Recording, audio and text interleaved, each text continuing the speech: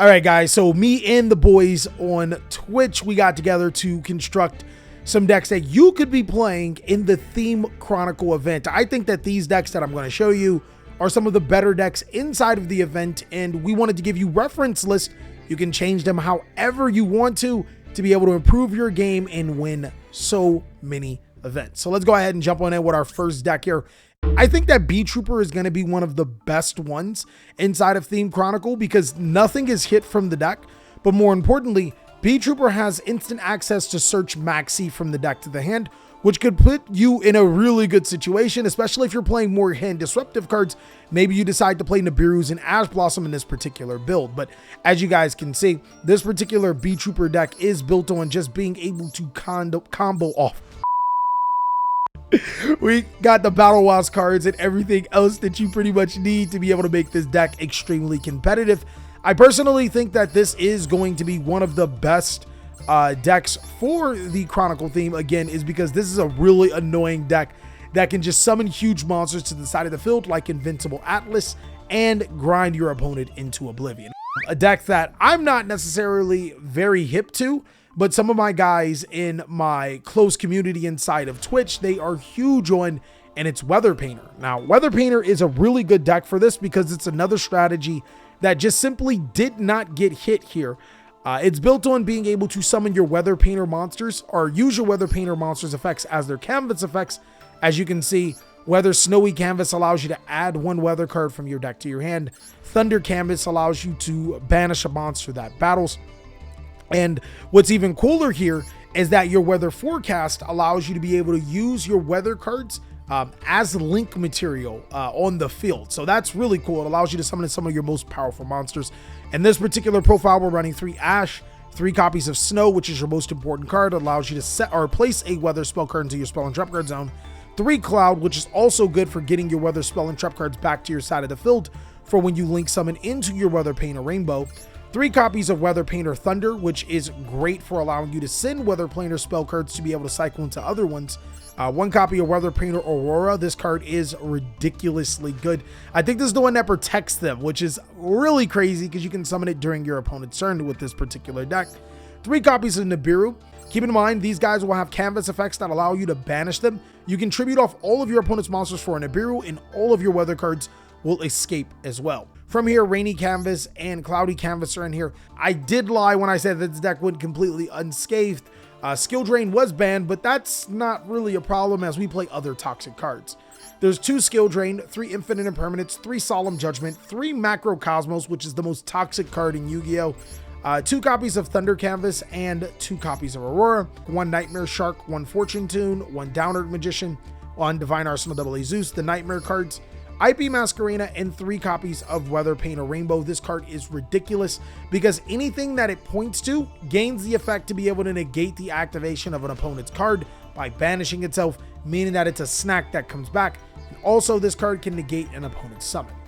1 Nightmare Unicorn, 1 Moonbow, though you could possibly play 2 copies. Tamayas did say that this particular card was used to make Access Code Talker, but unfortunately, because in Theme Chronicle, Access Code Talker is banned, it's not necessarily a thing you can always do. 1 Avermax, 1 Zeroboros, and 1 Underworld Goddess. So that's pretty much for the Weather Painter deck. Crusadia is built in 2 different ways. You can play Crusadia as a pure going second OTK deck and using your Kaiju monsters to be able to get over your opponent's monsters, but also summon them to your side of the field to gain advantages.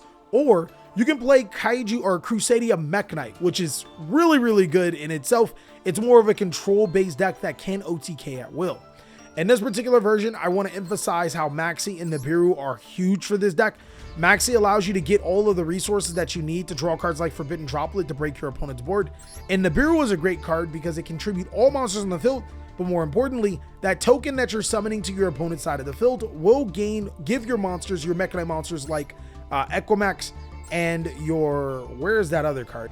Leonis. Let me go ahead and add that card in, and I would probably drop the Equimax because a lot of times you would be going for game anyways. Would gain the attack of the token that you're giving your opponent. The token even makes a column for you, like Tamayas is saying, to be able to summon your Mechanite monsters, so that's also another cool thing. 3 Maxi, 2 Reclusia, 2 Arborea, 2 Leonis, 2 Draco, and 3 Maximus. I decided to go with this particular route because you only need 12 Crusadias to consistently draw one, and your Mekhanite monsters help you so much here. 1 Girsu, 2 Mekhanite Blue Sky, 1 Yellow Star, 1 Red, 1 Indigo Eclipse, and 3 Mekhanite Purple Nightfall. Your Mekhanite monsters allow you to be able to keep tempo of the game, summon themselves to the side of the field, and allowing you to gain resources. The Lightning Kaiju and the Jizukuru, the Star Destroying Kaiju, we wanted to go with huge Kaiju monsters in this particular situation because we want to summon the bigger Kaijus to our opponent's side of the field, meaning that our Crusadia monsters gain attack. Harpy's Feather Duster is good at addressing back row.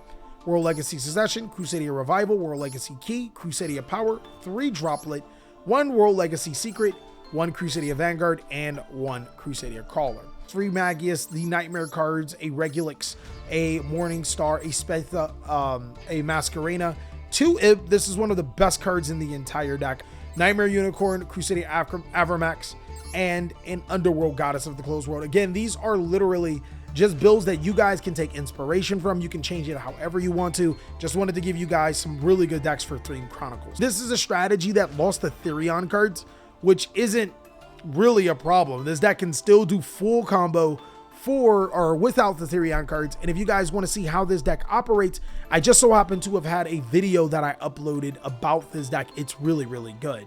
There's 3 copies of Sunsea Genius Loki, Aurora Mage Laurel. And just a quick synopsis of this deck. It's built on being able to summon Sunsea Genius Loki to your side of the field as fast as possible. That is a 1 card full combo. So we got 3 Loki, 1 Laurel, 3 Maxi, 2 Sunsea Twin. Twitch chat actually told me to play this card at 2 because if you draw 1, you can't combo, which isn't necessarily true, but